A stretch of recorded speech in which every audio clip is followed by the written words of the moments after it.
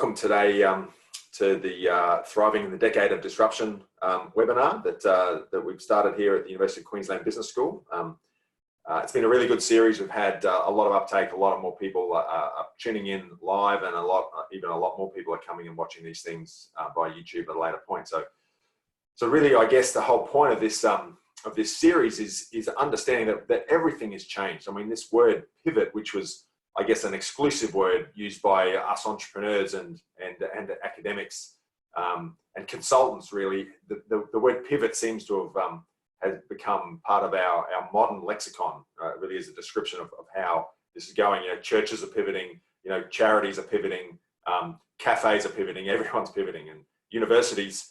I'm not sure that they have sort of tried to pivot, and I think there's some very big pivots coming up because everything's changed. And so this idea around thriving in the decade of disruption really comes through from the ability to be able to understand what's going on around you, and then to change with speed and velocity and agility, I guess. So we're getting some really good feedback about the series, which is great, talking to people who are entrepreneurs or innovators. Really pleased today to have Ran, who's got a couple of different hats on, and I'll let him talk to them a little bit more. He works as the entrepreneur residence in the University of Queensland's Ventures program, which helps students primarily start companies. University of Queensland's got a huge investment in trying to do that. But he's also the CEO of a company, a Haystack company, which is doing some really cool stuff. So it's going to be a really interesting conversation as we unpack a few things. And I guess one of the key things we want to talk about today is this idea about creating something new or being a fast follower. So we know that, you know, first to market, you know, can be a great strategy, but we also know that that old sort of story that says, you know, it's the second mouse that gets the cheese. And so Ran's done some really cool things with his startup called Haystack. And so we're going to talk a little bit about what he's learned in that journey, and then we're going to sort of talk a little bit about, well, how is he managing that? Because Ran's, you know, similar to me, he's got a whole lot of different hats on, helping students, you know, and people at the University of Queensland start companies, but he's also still running his own company. So we're going to talk about that sort of transition of what does he see with new entrepreneurs coming through, and then we might also talk a little bit about how do you juggle, you know, multiple things, because what we're finding is a lot of people are having to keep a number of different jobs going and a number of different sort of side hustles happening. So but with that, Ran, welcome to Thriving Through the Decade of Disruption and the UQ Business School podcast or webinar, whatever it is. Just interested, maybe if you talk us to this idea of how you got into Haystack, and this just maybe reflect on this question around, you know, being a trailblazer versus being a fast follower, and tell us how that fits in the context of what you've experienced in the Haystack journey. Not a problem. So first of all, thank you very much for inviting me to the program. I'm really happy to be here. And how did we get into Haystack? It's funny. The first thing I'll start probably with saying what Haystack is and what we're solving. And there are 2 million trees that get cut down every year around the world just to print paper business cards, which most of them are never being used, and even the ones that are used are actually never ending up in anyone's contact details. So it's a huge wastage of 2 million trees every year, and about $3 billion that is being spent on that. And we've started Haystack to give a digital solution that is more effective, but also can reduce that wastage quite a bit. And later, as in from this year and after and following the fires we had at the end of last year in Australia, we're not only trying to reduce the use of trees, we actually, for every paid user we have, we also go and plant a tree every year with the aim of offsetting the entire industry going forward. So this is kind of what we're trying to do. But the question is, how did it even start? If you're happy for me to kind of elaborate and say, how did we end up solving this problem? So I have 2 younger brothers, and they're the smarter brothers. They're the software engineers. They're the ones that actually can write code and solve problems. And I live in Australia. One of them at the time lived in the UK and another one in Israel. And we used to have weekly Skype catch-ups between the three of us, just talking about whatever brothers talk. But one of the conversations ended up talking about the connection between physical customers and digital followers. That was the very beginning of, liking businesses on Facebook and checking into, I think it was Foursquare back in the day, and all of those different things. And we were trying to kind of think about that disconnect to say a business knows its digital followers and a business meets their physical customers buying their products at a store. But there is a bit of a disconnect, at least there was at that time. There was a bit of a disconnect between the two, and you don't know when one is also the other. And again, today it's been solved very, very well by the biggest companies, but that was kind of what started us in putting a few lines of code together. We didn't plan to start a business. It wasn't any kind of a plan like that, but we did put some lines of code together. We do have a family business. We did have a family business back at the time. So we kind of like wrote a few lines of code. Maybe it could help that business. When we had a few lines, we were actually curious what it would be like to put an app on the App Store. So we're like, you know what, let's just put one up there. Not planning to do anything with it other than the curiosity. But then suddenly we had 25,000 people downloading the app. Wow. So that really surprised us. But what surprised us even more is that some of them were actually avid users of it. And we're like, we don't know what this is for. What exactly are they using this for? And that was the first thing that we're like, hang on a minute. And this is where we actually went and reached out to 80 people of those people that were avid users. And literally one of my brothers and I, we flew around the world and had face-to-face half-hour coffee catch-ups with 80 of those users. We literally reach out to them and one-on-one, unstructured, you're using our app, can you tell us a little bit more? And from that, I think these conversations were really the first conversations that kind of, most of them were owners of micro businesses, and they use it as a form of a digital business card. Even though we never thought about a digital business card at that point, but that was their words.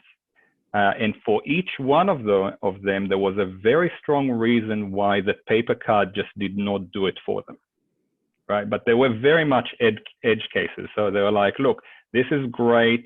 I would be very upset if you close the service. And these are the reasons why I cannot use a paper business card for whatever reason that was. And that started the thinking process and say, hey, let's look into and research into this whole digital business card. Who's having that problem? We get it that it's micro businesses, but what about larger businesses? What about large enterprise? What about global companies?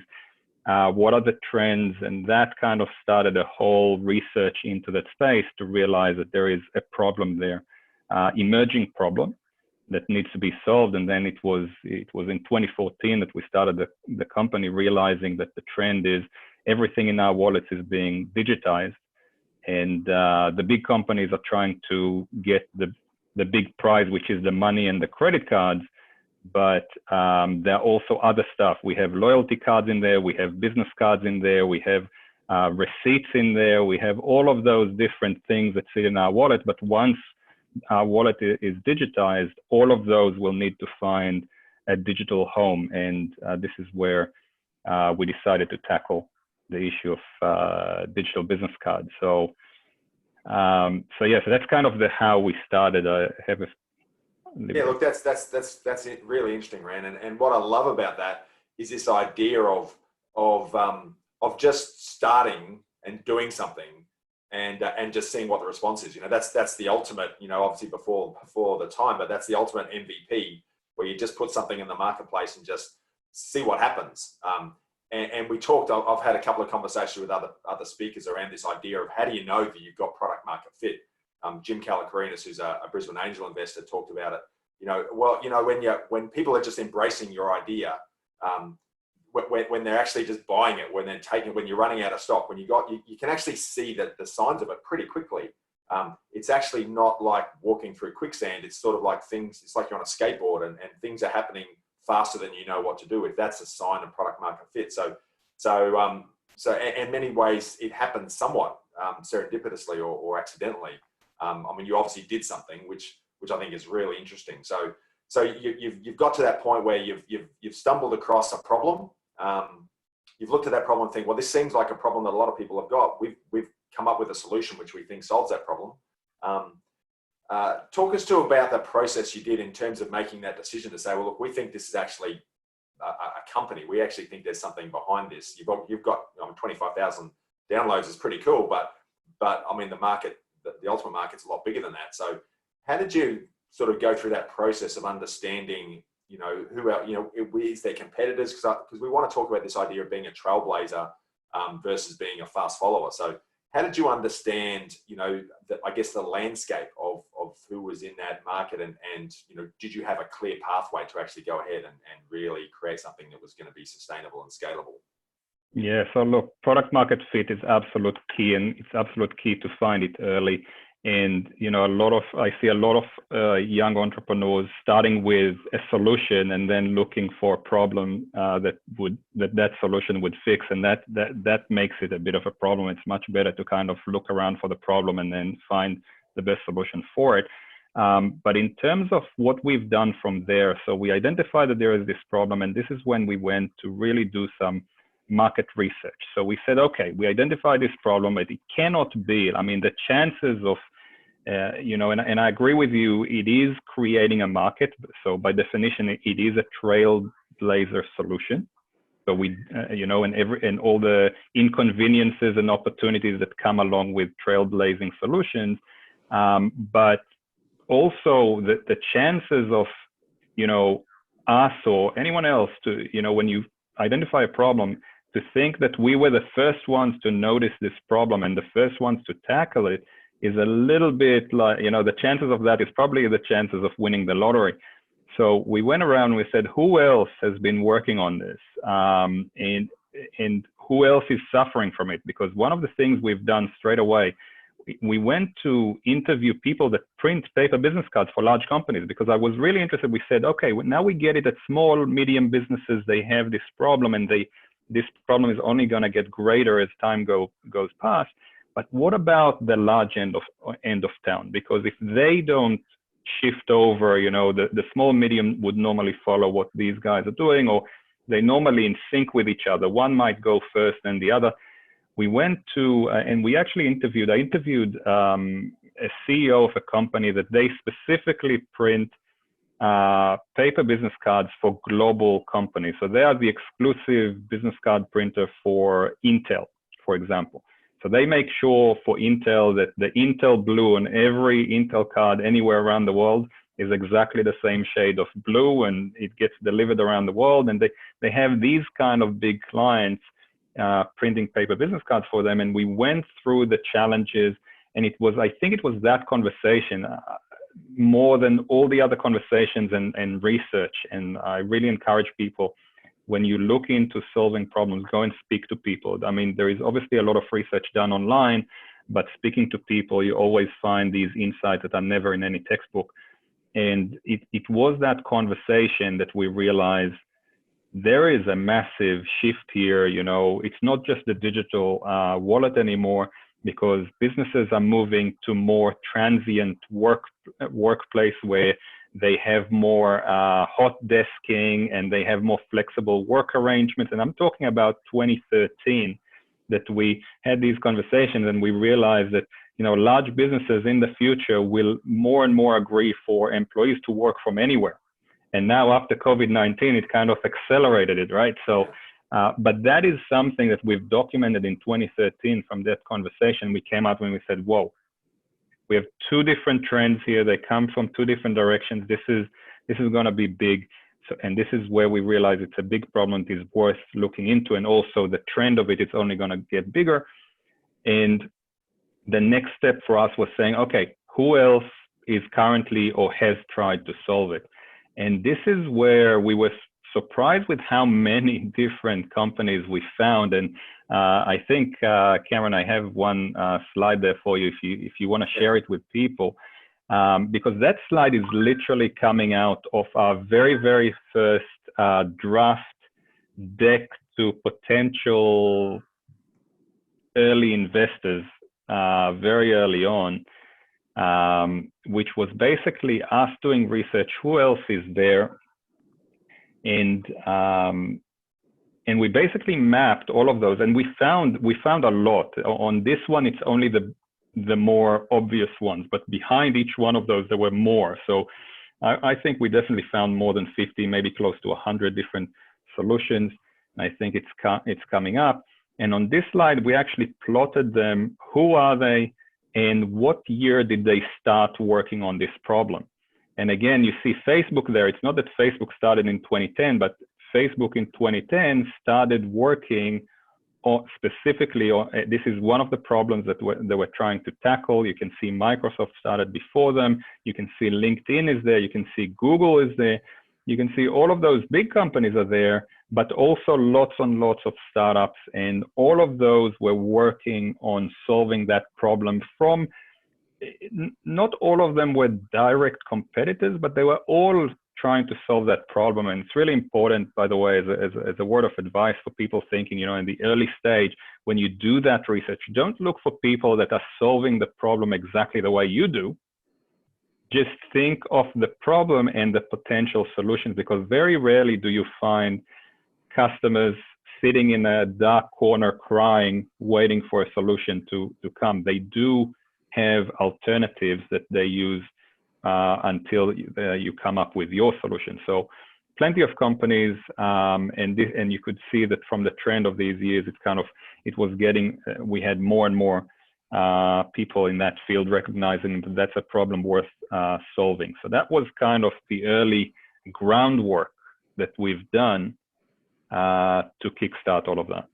And look, I think it's really important to understand that the problem that you're solving is not unique. You may not be the first to see that problem. So there is this interaction between having a real understanding and developing, I guess, the pathology of that problem, really understanding, well, what are the unique elements of that problem that maybe no one else has seen before, and then combining that with some form of innovative solution. So where did that go from 2013 when you really started to develop some pathology or some empathy with that problem? How did you then know how to do something different to what everyone else was trying to do with that solution? Where does that innovative solution come that gave you the advantage over the LinkedIn's and the printing companies and everyone else who was either feeling the pain of that problem or saw the opportunity? Where did you guys go and find that solution? Yeah, that's exactly where we focused next, right? So as soon as we found all of those, the next thing was, okay, we can learn a lot from these companies because we just give people the benefit that we just assume that the people working on these problems are as clever as us. So we want to learn from what they've already done. And all of those companies, when we researched them, we divided them into two different types of solutions. They all came into, you're either one of group A or group B in the way they solved it. So group A were all these companies that, they created a digital business card that is as smart as you would expect it to be. It's dynamic, so it updates, it has social media, it has photos, it has videos, it has amazing user interaction. So they were fantastic, but they had one little problem. They just if you use them, the user you can only share them with other people that have the exact same app on their phone. So there was a big trade-off there to say, hey, I have this amazing smart card, but I can only share it with almost anyone. Because most people I meet, it's really odd to meet someone and say, hey, I know you don't know me yet, and I know you just gave me a card, but for me to give you my card, how about we go to the App Store and start downloading apps, and you create an account and agree to terms and conditions, and then I can give you my card. So that was group A. So you have a great card, but you cannot share it with anyone. And then group B used the old standard called the V card, which is kind of an old standard that can share contact details with one another. Still not perfect because it only works in about 70% of the cases. but at least it works in the majority of cases. The problem of that V card, because it's such an old standard, I think from the late 80s or so, it actually has none of the smarts that you would expect. So it actually is, when you use a V card as your baseline technology, your digital card is no smarter than the paper card you're replacing. So you cannot update it, you cannot track it, you cannot have any social, you cannot have photos and videos and all of those things. And so it didn't give. So if you're asking people to change their habits, and we will talk about, you know, trailblazing and the need to change people's habits, which is the key challenge that we face every day. There is not a lot of motivation to do it because they get basically the exact same thing, but they can only share it with 70% of the people, and they need to change a habit. And the question is, what for? So you either had this smart card you can share with no one, or this card that is not very smart at all that you can share with people, but you know, you may as well stay with the paper. So when we saw that, we said we got to solve that trade-off between deliverability and functionality. And what made Haystack unique in our solution that was that from the very beginning we said we got to solve this trade-off. The card, and that was a design requirement that I was Haystack's first user, and I need the ability to share my card with absolutely anyone with an internet connection. That was the absolute key requirement. And we basically built a smart card that has all the bells and whistles that the other cards had, that Group A had, but with the ability to deliver it not to 70% of people, but to 100% of people, or very close to 100% of people. So basically anyone with an internet connected device can use it, and we maintain that to today. And that thinking of solving that trade-off is what made now Haystack the absolute largest digital business card platform in the world, and working with, and our clients are some of the biggest brands around the world that are using us, is because we came up, broke that trade-off, and we were the first ones to do it. Now there are a few copycats and a few different things that, you know, so any new service that, and every week we find a new service that is trying to get into the space now.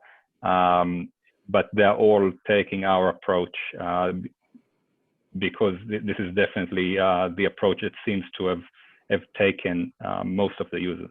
Yeah, look, that's really fascinating, and I think, Ran, and you alluded to this, that the challenge with being first is that you get these very hungry early adopters who just love it, and they think, yeah, where have you been all my life? They give you a big hug and they say, you know, and they might tell a few of their friends.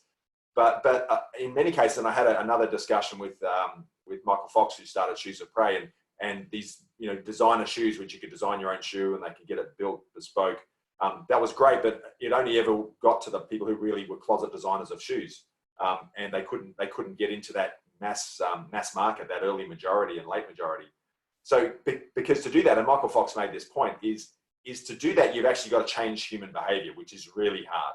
Really, really hard. So in some senses, the advantage of changing has to profoundly exceed the disadvantage of the status quo, because people are typically lazy and they just want to keep doing what they've always done. So how have you addressed that issue, given that, you know, you've solved the technical problem, you've got a whole heap of people who loved it, but, and I suspect you probably still are, but because I mean, I still use a business card. A lot of people still use business cards. So there is this nexus of trying to jump the chasm between early adopter and innovator and early majority. How have you gone about that? And maybe, you know, what advice do you have for other people who are trying to do that? The first thing, and this is absolutely right, the first thing is to acknowledge that is going to be the number one challenge you are going to face and your customers are going to face. No doubt about that. So as you alluded to, these early adopters, those people that were looking for that, this is amazing for them. So for, you know, those micro businesses, you know, the ones that are only a team of 1 to 3 people, that is great because they kind of get it and it's like, this is the most amazing thing I've seen. And then they go and get anyone around them to use it. And that's great. But when we open up, and now we do most of our work with large enterprise, and large enterprise, we do implementations with companies with thousands, tens of thousands of employees. And this is where human behavior comes into play, because the fact that the communications team is really keen about that doesn't mean that the salespeople are going to use it. And even some salespeople are going to use it. What about the rest of them? Because you need to now convince a sales team of about 5,000 people all of a sudden to change their habit. And that is definitely a challenge. We learned it the hard way, trying to onboard early on a few years back, some bigger companies and not realizing that and not addressing it. And then, we see the usage is not, there are a few people that get onto it, but the majority is not. But then as we learned it, we actually built it into a competitive advantage, because we realized that actually our motivated large customers, they want to change, they want to implement the change, and they want to implement it successfully, because it doesn't look very good on them if they spent all this money and effort on something that didn't work out. So we switched the conversation, and we've built capability based on our knowledge and our experience.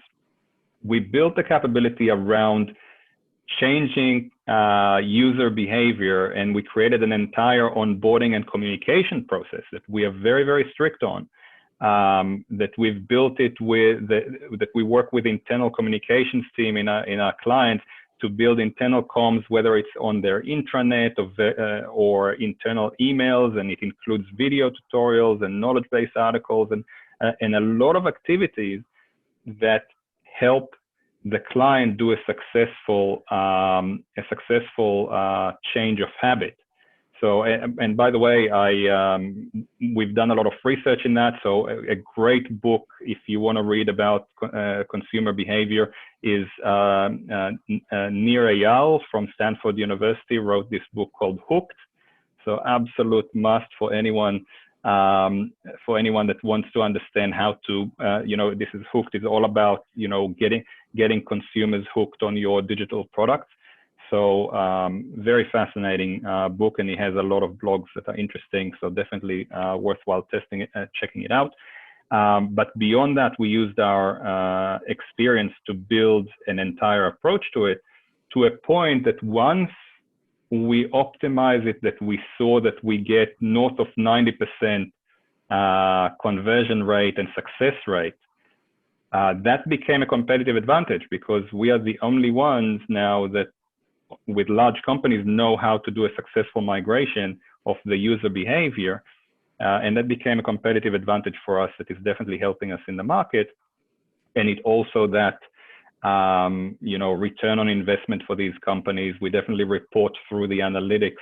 We show them the type of participation and everything. So it really made a big difference for us to actually tackle that head on and make it, instead of the biggest problem, the biggest competitive advantage that we have doing it with companies.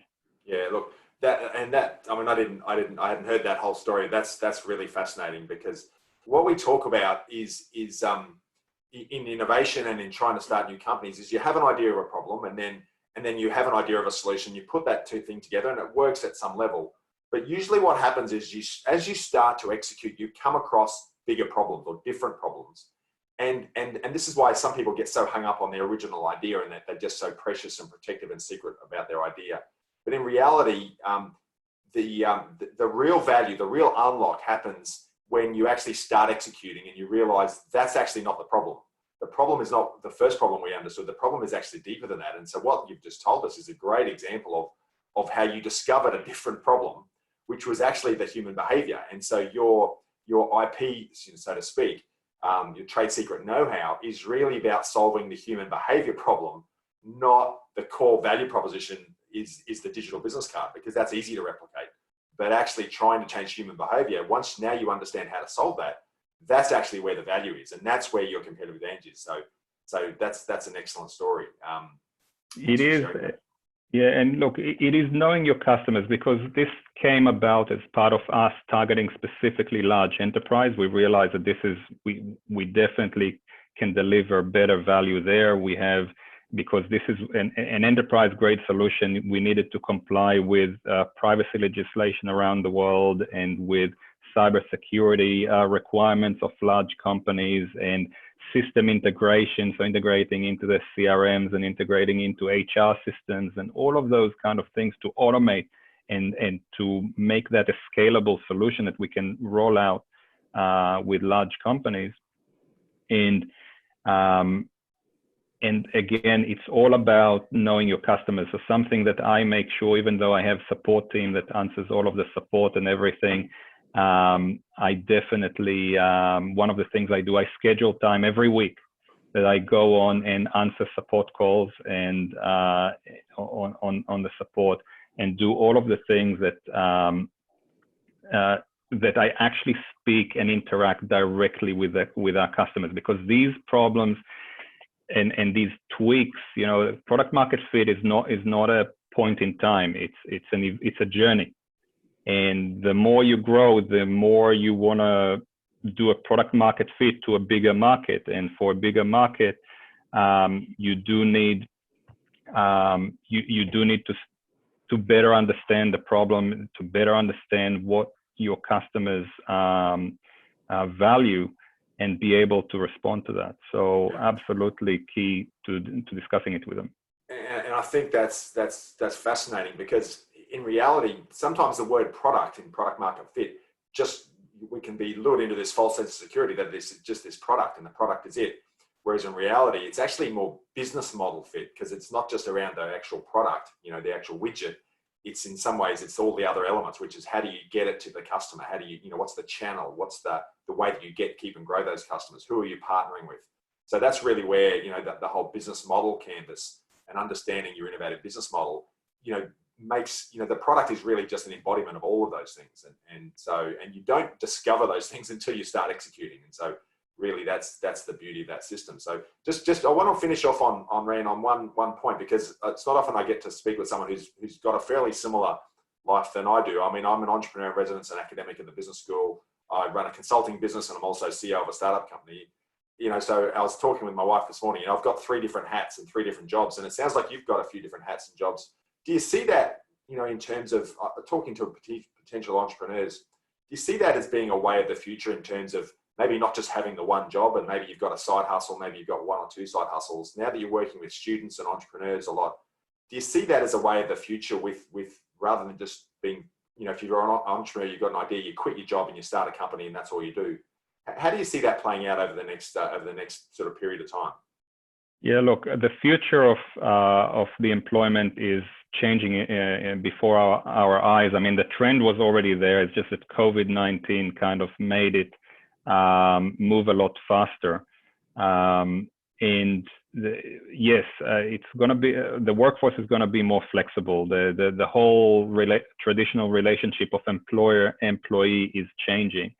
And I guess, if we talk about, we are here at UQ and UQ Ventures. UQ Ventures is not just about starting new companies. It's actually, UQ's attempt at providing students with more entrepreneurial skill set that is going to be required in almost any job out of university. You will need to possess those entrepreneurial skill set, because it will be required whether you start your own business or you work through different hats and all of those different things. So absolutely key and really important. But if I talk about entrepreneurs, I always say that the default state of any new venture is failure. And the entrepreneurs need to work absolutely day and night and harder than anything you've ever worked before to change that default state from failure to a success. And I think during these difficult times, I see that, I definitely know about myself that I needed to immerse myself 100%. I could not wear a few different hats. I put all the other hats on ice for a while before I was able to kind of step back and say, hey, and address some of the other passions I have personally and my personal development. So there is definitely a lot of flexibility that is required from all of us, and that is a trend that is increasing and will continue to increase. in the future. Yeah, that's great. So look, I just wanted to share a couple of notes, messages from our sponsors. So obviously this is a University of Queensland Business School series. We are, I'm sure that's my first one. So we are going to be continuing these series for a little while yet. So really excited about the around the next session we've got with Leeanne Camp, the Queensland Chief Entrepreneur.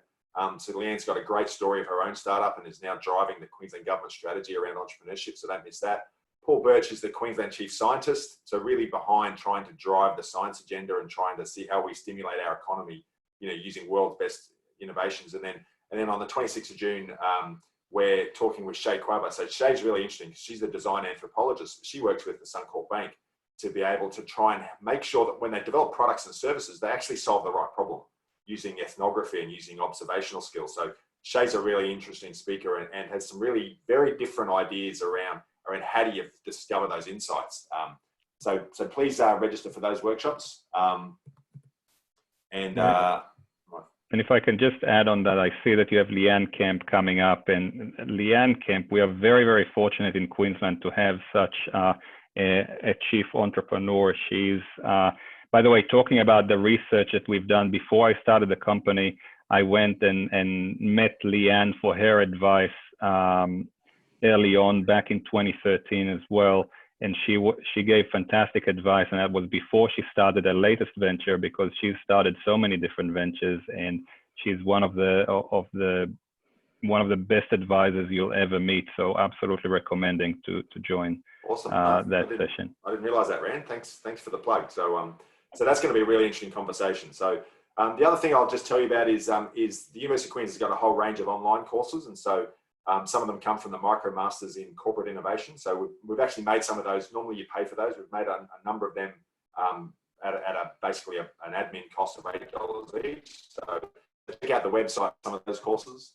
And also just wanted to give you a bit of a heads up about a Masters of Leadership in Service Innovation, which we've just recently launched, which is really about helping people understand, how do we embrace different technologies, things like AI and machine learning, using big data to be able to create competitive advantage. So this new Masters of Service Level Innovation is a new program which we've just recently launched.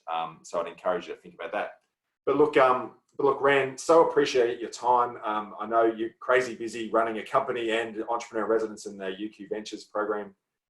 So very much appreciate your time. I've learned so much around what you've had to discover, that idea about keeping customer first, but realize that your first understanding of the problem isn't necessarily the exhausted understanding of that problem. The actual problems just keep coming, and success comes from continuing to be able to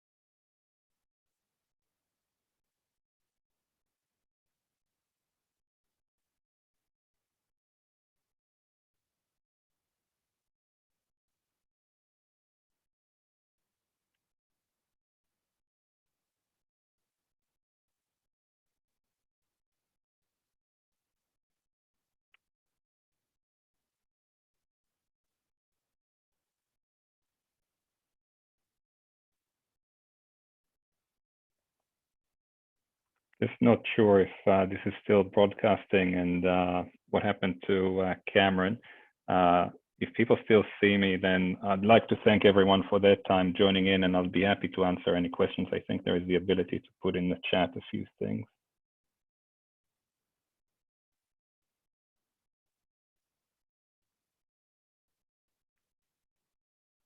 Feel free to post any questions if you have.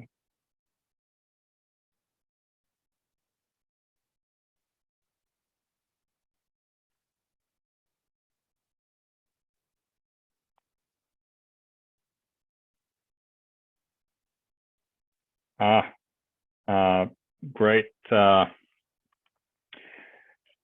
Great question from Samantha here. If I could go back to the beginning, what advice would I give myself?